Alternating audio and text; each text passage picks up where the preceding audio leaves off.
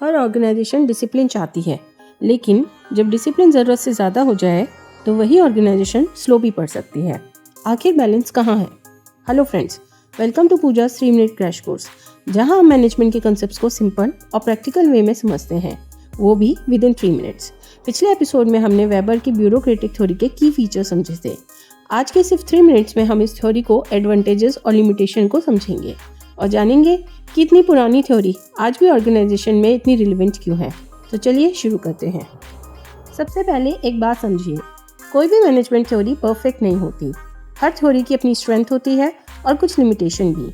Weber की bureaucratic theory ने organisation को एक क्लियर स्ट्रक्चर दिया था, जहां रूल्स, रिस्पॉन्सिबिलिटीज और डिसिप्लिन पर फोकस किया गया। इसी वजह से आज भी गवर्नमेंट ऑफिसेज, बैंक्स और यूनिवर्सिटी जैसे कई ऑर्गेनाइजेशन में इस मॉडल को फॉलो करते हैं। तो अब देखते हैं इसके मेजर एडवांटेजेस। सबसे पहला एडवांटेजेस है क्लियर रोल्स एंड रिस्पॉन्सिबिलिटीज। हर एम्प्लॉय को एग्जैक्टली पता होता है उसका काम क्या है, अथॉरिटी कितनी है और रिपोर्ट किसको करनी है। जब रोल्स क्लियर होते हैं तो कंफ्यूजन कम होता है, अकाउंटेबिलिटी भी बढ़ती है और टीम वर्क भी इम्प्रूव होता है। इसी क्लैरिटी की वजह से ऑर्गेनाइजेशन एफिशिएंटली काम करती है। सेकेंड मेजर एडवांटेज है फेयरनेस। यहाँ डिसीजंस किसी पर्सन को देखकर नहीं बल्कि रूल्स के अकॉर्डिंग लिए जाते हैं। मतलब सेम सिचुएशन होगी तो डिसीजन भी सेम होगा। इससे फेवरेटिज्म कम होता है और एम्प्लॉयज़ का ट्रस्ट सिस्टम पर बढ़ता है। एक और इम्पॉर्टेंट एडवांटेजेस है दैट इज स्पेशलाइजेशन।